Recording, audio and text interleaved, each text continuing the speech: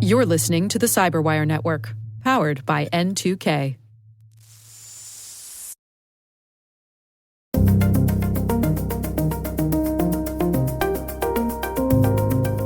Hello, everyone, and welcome to the Hacking Humans podcast, where each week we look behind the social engineering scams, phishing schemes, and criminal exploits that are making headlines and taking a heavy toll on organizations around the world. I'm Dave Bittner, and joining me is Joe Kerrigan. Hey there, Joe. Hi, Dave. Maria is on vacation this week. We miss Maria when she's not here, don't we, Joe? We do, yeah. But I have it on good authority she will be back with us next time. So before you go diving for that skip button, Right.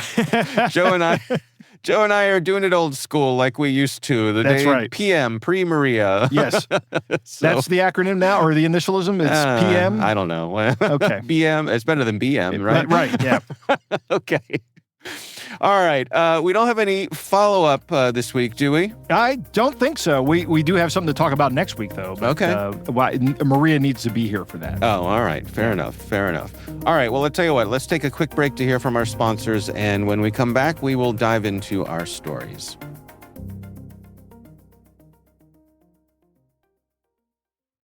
And we are back. I'm going to jump into things here with us today, Joe. Okay. I have a story from the folks over at Info Security Magazine. This is an article written by Danny Palmer, and it's titled "Phishing Attacks Targeted Facebook Users with Fake Verification Offer." So, imagine you're running a small business. All right? Okay. And one morning you get what looks like an official Facebook business email. Yeah. And it says, "Good news. We're going to help you protect your brand with a verified badge." Okay. That sounds Sounds reasonable. Yeah. Sounds like something I might be interested in doing. But I don't want it's somebody- a trap, Joe. Yeah, I don't want somebody out there impersonating me. Right. So this campaign that's outlined in this article was particularly sneaky because the emails all looked legitimate enough to slip past a lot of security checks. So instead of being like a sloppy phishing attempt, the attackers actually borrowed Facebook Messenger chat bots to make the whole experience feel interactive and authentic. So they made it look like you were interacting with a Facebook Messenger chatbot. How'd they do that? I don't know. I don't know what was going on behind the scenes, but I suspect that's probably not too hard a thing to spin up. No. In other words, click here to chat with Facebook, right? You could get an email that says, "Click here to chat with Facebook." It sends you someplace that's, that has a domain name that has the word Facebook somewhere in it. Right. Right? And next thing you know, you're chatting, but it's not with Facebook. Yeah, you're at awesomefacebooksupport.com or something like that. Exactly. So Right. they say the victims were guided through what looked like a normal verification process. They requested usernames, passwords, multi-factor authentication codes. Oh, Here's where it gets really interesting. Photos of passports or driver's licenses. Oh, so they're not only stealing your Facebook account, they're also stealing your identity. Yeah. Right. Great. They said the scammers were basically building their own customer service department. But I think what's noteworthy is that every step along the way reassured the victims that they were protecting their account when in reality they were handing over the keys. Right. Yeah. And this research, I should mention, by the way, comes from Huntress, which is a very well-known and respected cybersecurity company. Yes. According to their research, the campaign ran from November of last year until June of this year, when Meta disrupted the infrastructure behind it. And they point out that a Meta business account in particular can be used to buy scam ads. You could lock out the legit owners, and then you can launch convincing attacks against customers and followers. So they point out that the irony here is that Facebook really does offer account verification. Right. But that starts inside Facebook. Yes. And they charge you for it. One of my biggest fears is my wife has a Facebook page that is for her quilting business, and she doesn't she doesn't use it a lot. Every now and then she'll put a quilt that she's worked on Yeah. on the page, but a lot of times she can't do that. The customers she has are like, yeah, I don't do that until I give it to somebody. Right. So yeah, don't spoil it. Happy retirement, Right. Uncle Harvey. Yeah. So I mean, she doesn't use it a lot, but my fear is that gets taken over. Right. Whether somebody compromises my wife's account or somebody somehow convinces somebody on the admin team, because actually there's 3 people on admin. It's me, my daughter, and my wife. And my daughter and I are both pretty good at this, but and my wife is actually quite shrewd. She is not easily duped. Right. I get questions from her all the time, and I'm like, is this legit? And I'm like, no. Although one time with the puppies, the puppy scam, I had to convince her by having, eliciting a certain behavior from the scammer.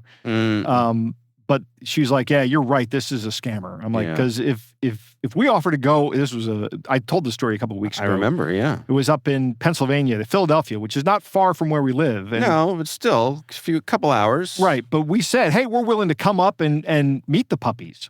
Right. And they started hemming and hawing and beating around the bush about it and saying all kinds of things that just didn't make sense. Like, you need to make a deposit before you can come and see the puppies. I'm like, tell them that we'll come up and see the puppies. And if we like one of the puppies, we'll give them a deposit in cash then. Right. Right. And that was, that seemed like we're willing to hand you a box of cash, an envelope full of cash for a dog. Right. And they didn't want to do that. So obviously they are not in Philadelphia. Obviously they're scammers. But when she gets emails that look like they're coming from something, she talks to me about it. And I'm like, I make the evaluation. I help her, I talk to her about it as well. Yeah. And anytime she does, there are some things that just seem like scam. I know I'm going off topic here, but I recently, Dave, purchased a pachinko machine. Oh, okay. Yeah, another pachinko machine. Now I have... I'm glad you said it so I didn't have to. Now I have 8. 8? 8. Oh, my Lord. Is it possible that I remember you getting your first pachinko machine? Yeah, probably. Oh, my. Yeah, I got a problem, Dave. Yes, you do. So, yes, you do. But this one was a much more modern pachinko machine. Okay. And I was interacting with somebody on Facebook Marketplace, and the price seemed really good for a machine in this condition. It doesn't need any restoration at all, or it did. It actually did need a little bit of work, but not a full teardown. It's in good enough condition. I just needed to clean out some blockages and get it working. But during the course of that, the person who was selling it responded very slowly, which I immediately thought was a scammer. And then I said, we live in the same area, and she's like, how do you know where I live? I said, there's a map on the Facebook Marketplace listing right. that says you live in Sykesville. Right. And, Sykesville's a big area, and I live near that city.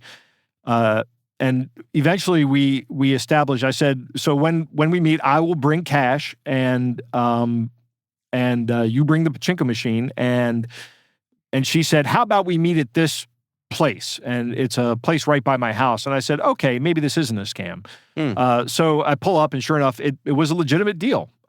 She had the pachinko machine. I gave her, it looked good. I gave her the cash. It took it home, fixed a couple things, and it works now.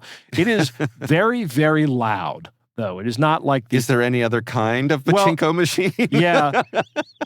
So I will tell you that... Isn't that kind of the point of a pachinko machine? Yeah, if you ever seen the videos of a modern pachinko parlor, it sounds like it's just deafening to be in there. Yeah, it's like... And it's adjacent to like a Las Vegas slot machine room, right? It's very similar.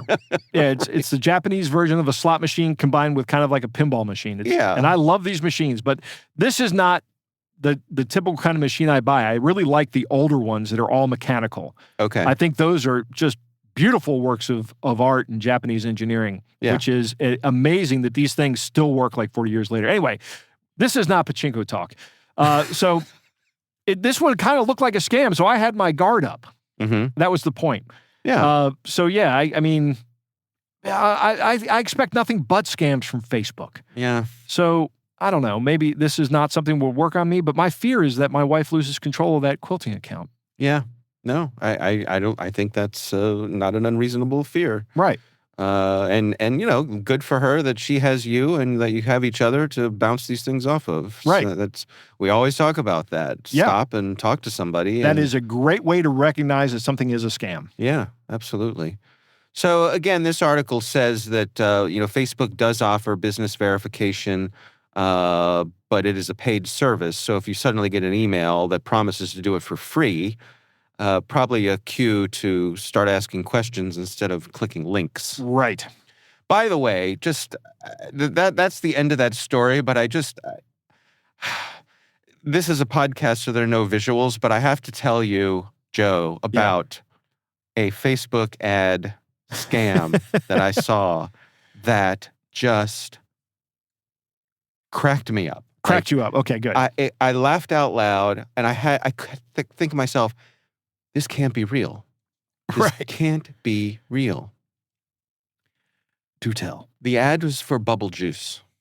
Like the stuff that you pour in a dish for the kids? Yeah, exactly. Yeah, bubble juice. That's what we call it too. Yeah, bubble juice, right? Right. You can, but you can make your own bubble juice. You can? Yep.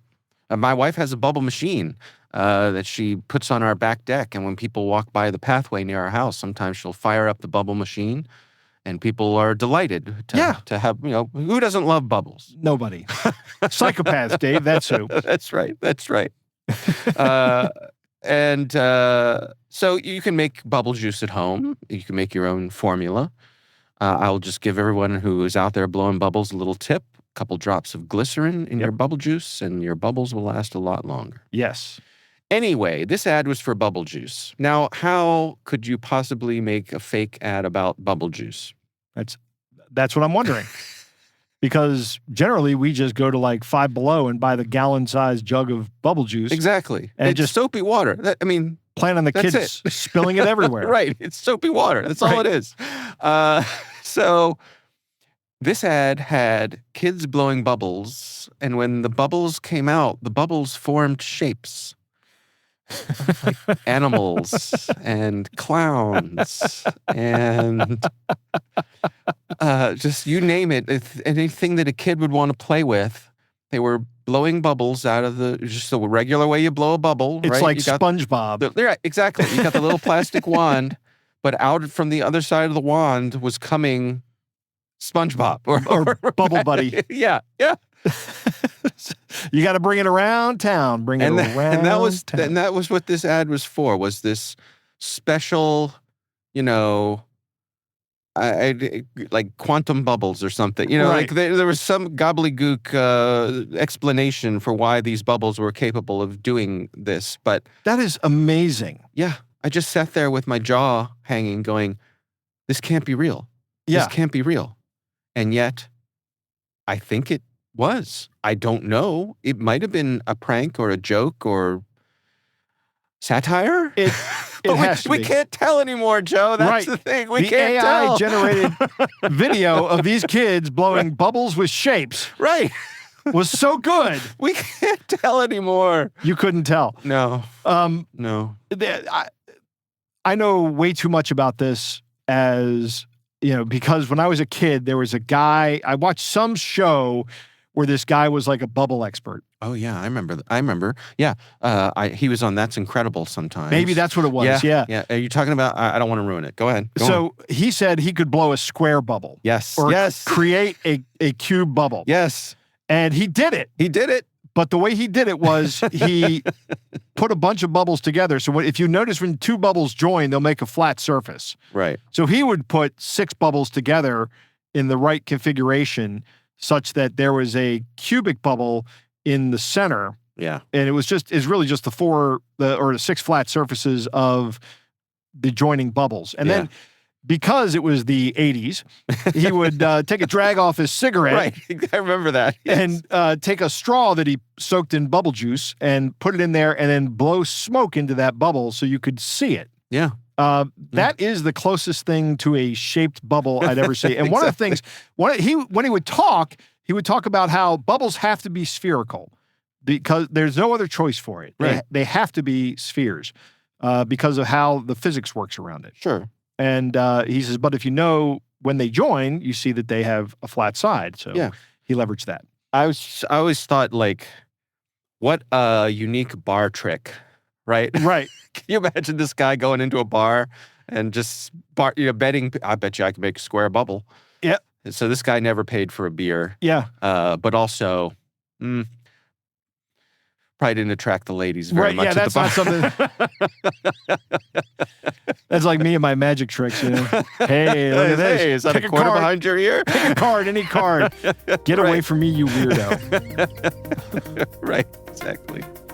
All right, well, we will have a link to my story in the show notes. I tell you what, let's take a quick break here. We will be right back after this message.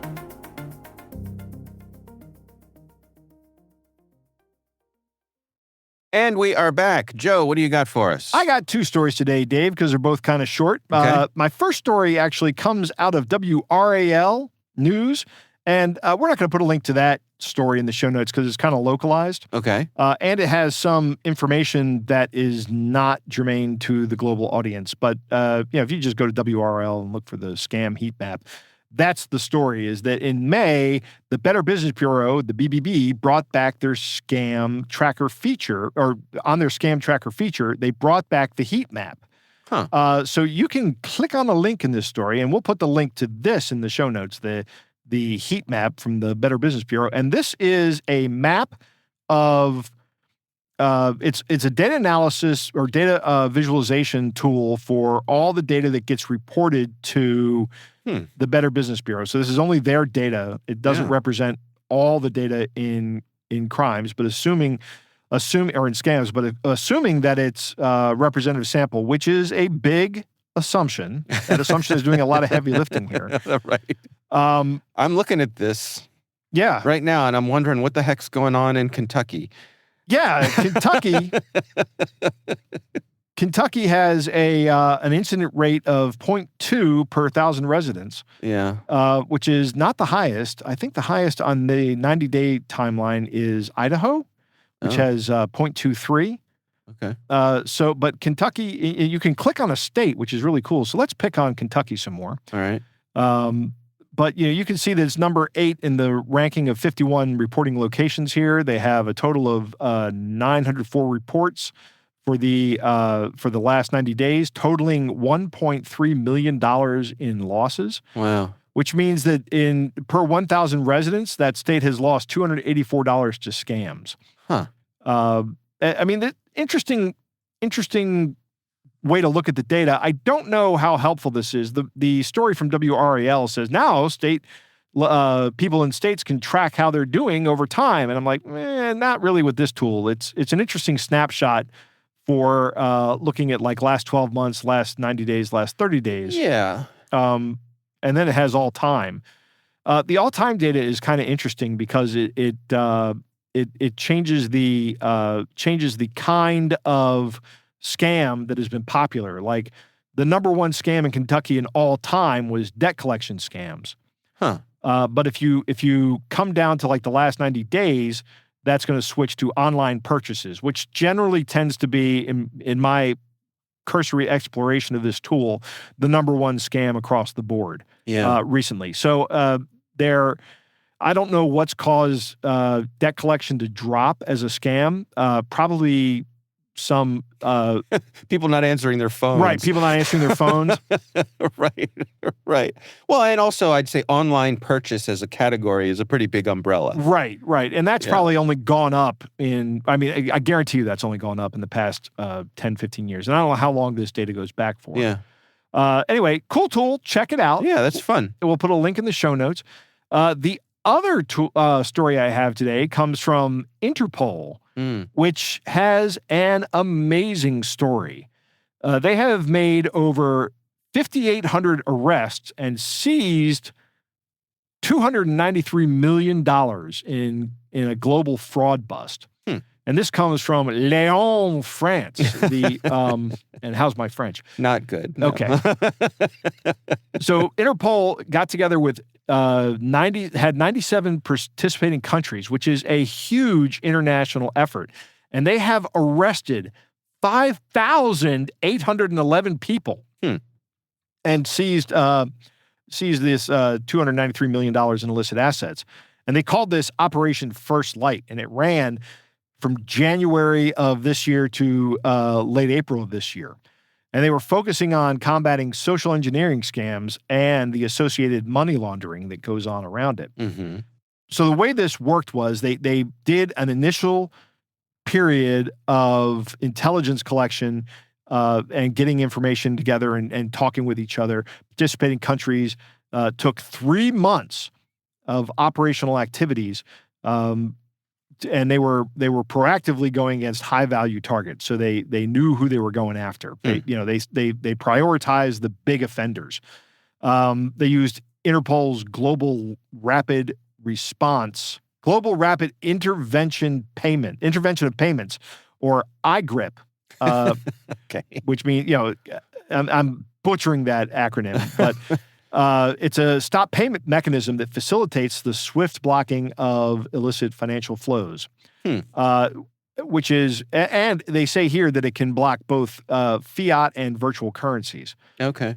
One of the things they say in here is that they seized cryptocurrency from someone's virtual wallet, which is probably not 100% correct. They probably seized that money from an exchange rather than from a wallet. Because unless you get the actual wallet, because the wallet is what holds the private keys. Mm-hmm. And if this is on a personal wallet and that guy's out there and you don't have him in custody and can't extract the keys from him through, rubber hose cryptography, Right. which is my favorite. That is actually a term of art, and it's one of my favorite terms of art. I can break any crypto system if I have the guy that knows the secret and have a rubber hose. Yeah. I just hit him with this rubber hose until he tells me what it is. Right.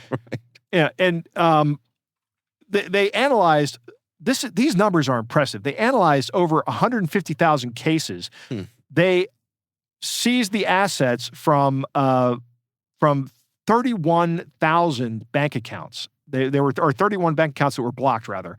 They solved 23,000 cases, which sounds like they got about 1/6 of the cases. I'm impressed by that number. That is, that's pretty good. They also identified 15,000 suspects, and they arrested about a third of them. And they have 99 notices and diffusions issued. I don't know what a diffusion is. Do you know what diffusion is? No, I don't. Maybe it's a note to telling someone they need to break up their operations. They need to diffuse it. Maybe. I don't know. That's just a guess. One of the things that impressed me is there's a small country in Africa, the south of Africa, it borders on South Africa, called Eswatini, that was a location for a lot of these scammers that they arrested. And they have pictures in this article. There's a scam center in Sri Lanka that's being busted. And then they have the Eswatini pictures where they have seized 240 electronic devices, foreign currency, and a realistic replica of a Brazilian police station complete with fake uniforms and signage. Huh. So, I mean, these guys in the southern part of Africa were probably trying to fake, trying to simulate, hey, we're the Brazilian police and you need to send us money. Right. So you're on some Zoom call with somebody and you see Brazilian police officers strolling around in the background to make it look like a Brazilian police station. Right. So in Eswatini alone, they arrested 82 people, which is really good. They also had people in Thailand. They made 2 arrests in Thailand. Singapore and Oman utilized the iGrip to block $6.6 million in illicit transfers. There's a lot of details in this country, or in this article. But one of the interesting things is there's a note to editor in the bottom of this, and it says, Operation First Light is funded by China's Ministry of Public Security and supported by the participation of 3 regional policing bodies, included AsianPol, GCC Pol, and Europol. Huh. So and then they go on to list all the 97 countries that are involved, and it's a who's who of people. Like Costa Rica's in there. Yeah.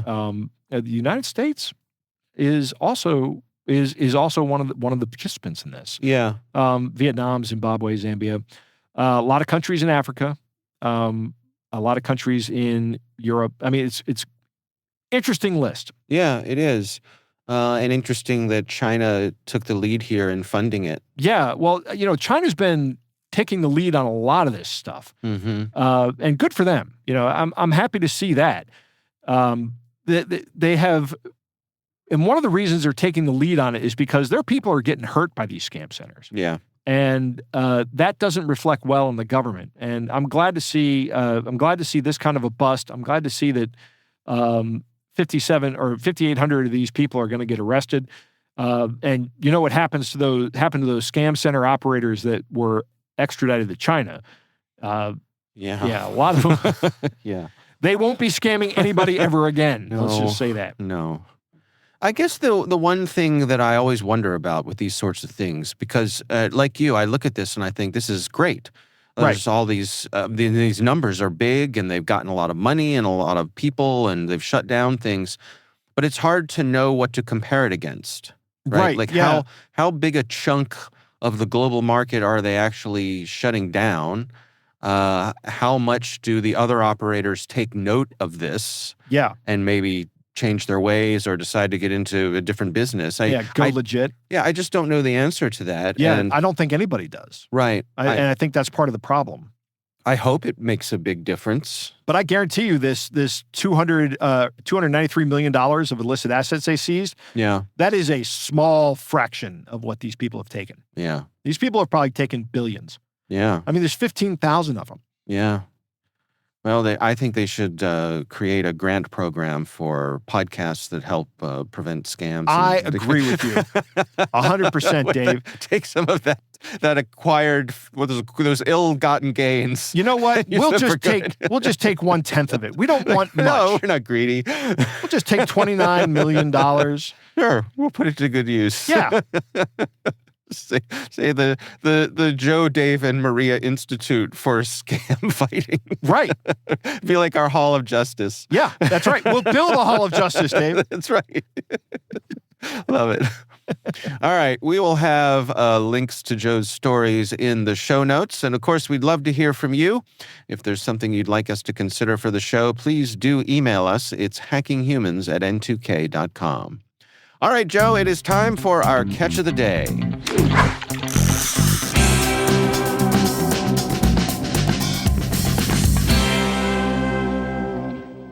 Dave, our catch of the day comes from the ScamBait subreddit. These TikTok scam accounts are literally so stupid is the title of this post. Okay. I'll lead us off here. Okay. Just you and me today. Okay. So everybody's going to have to listen to me stammer my way through this. Here we go. So this claims to be from the official Noah Kahan live chat. Now, Joe, do you know who Noah Kahan is? I do not know who Noah Kahan is. I did not either. Okay. And so I looked up Noah Kahan, and Noah Kahan is a musician quite talented, quite well known, has a lot of fans. So I'm looking at him. He's a good-looking dude. Legit celebrity. Yep. All right. Now, just because you and I don't know about him, we're old. Yes, I was just going to say that, Dave. Yeah. There's a reason we don't know who this is. Yes, and probably started putting his music out sometime after the year 2000, which means it's just off my radar. Right. Okay. So it starts off as if it were Noah saying, "Hey, dear, I kindly appreciate you for being a great fan. I got too many messages and comments on my official page, so I isolated myself here to reach out to my fans. What's your favorite song of mine? God bless you." Amazing. So cool. I can't believe you're messaging me. I think my favorite song by you is probably Fruit Salad.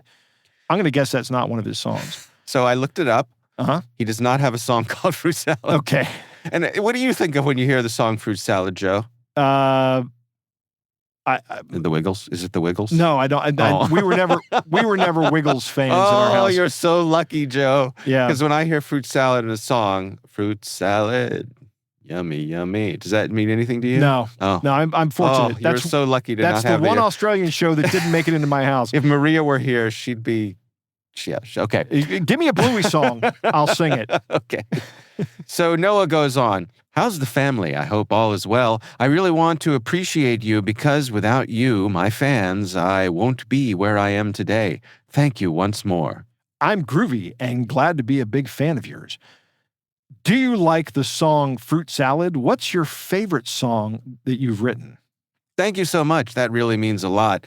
Fruit Salad has such a fun vibe. As for my favorite, it's Stick Season. The lyrics and emotion are really incredible. Wabbit season. Come on, Dave, you're not doing Stick Season. Wabbit season. Stick Season. So he does actually have a song called Stick Season. Okay. I believe also an album called Stick Season. So the whatever bot this is did their homework. Right. Where are you from, my dear? I'm from Las Vegas. I'm a stripper at a club there. You could come see me dance when you're there for your show tomorrow. By the way, I hope you're not a journalist. Nope, Noah, I'm a stripper. Why I asked is because I'm being careful. I've been hurt times without numbers from these journalists out there who pretend to be a fan and end up faking stories about me. No, I would never know a thief. I too have been hurt by people pretending to be Noah Kahan and other celebrities. I know what that's like. I was told that there are imposters here trying to be me. That's the reason why I messaged you here. I would like us to talk somewhere else, because I don't usually use this account for fan chat, but you are a nice person. I can only imagine how painful it is for you to have people do identity theft to you. You're so cool with all your music and huge hits, like I set my friends on fire. I died in a tent. My cat threw up in the litter box. And so much more. These are all great song names. You're an inspiration to many folks out there. Thank you so much. That truly means a lot to me. I'm really grateful for your support. It keeps me going. I would like to talk to you every day whenever I'm not busy. Okay, I'm going to stop here for a second because these songs, I mean, this is obviously somebody messing with. Sure. And I mean, nobody makes songs like this except maybe some death metal band probably has songs like My Die in a Tent. But I mean, he skips over and just keeps going, this scammer or bot, probably bot. I don't know. Yeah. Just as if it never happened. Right. So anyway, the scam baiter then says, you are always busy though. You're on here right now. So you'll be busy every day. You're on tour right now. That's what that should be. Okay. You are always busy though. You're on tour right now. So you'll be busy every day, my sweet little Noah Bean. Love this. Please put another album out. I love your new album. My spanks are too tight on my pee-pee.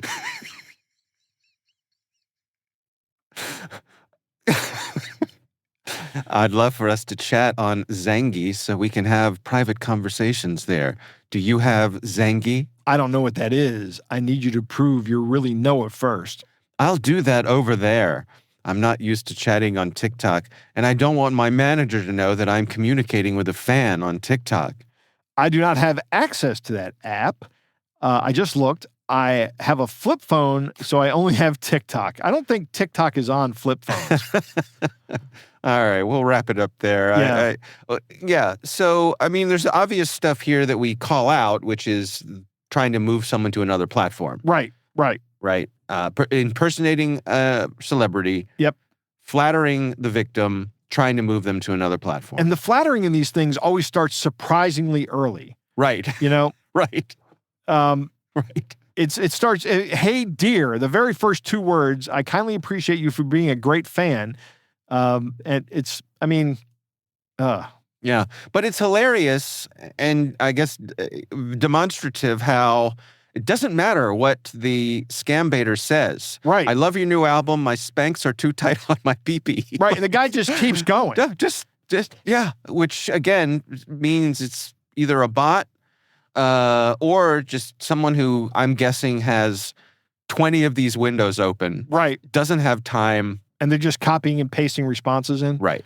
Right. Yeah. It's likely that English is not their first language. Like, there's all kinds of things going on. This person is running a volume game. Right. And just trying to keep going. So, so funny. Yeah. So funny. All right. Well, we will have a link to that in our show notes. And of course, we would love to hear from you. If there's something you'd like us to consider for our catch of the day, please do email us. It's hackinghumans@n2k.com.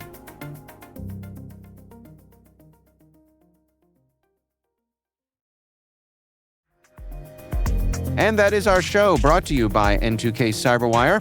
We'd love to know what you think of this podcast. Your feedback ensures we deliver the insights that keep you a step ahead in the rapidly changing world of cybersecurity. If you like our show, please share a rating and review in your favorite podcast app. Please also fill out the survey in the show notes or send an email to hackinghumans@n2k.com. This episode is produced by Liz Stokes. Our executive producer is Jennifer Iben. We're mixed by Elliot Peltzman and Trey Hester. Peter Kilpie is our publisher. I'm Dave Bittner. And I'm Joe Kerrigan. Thanks for listening.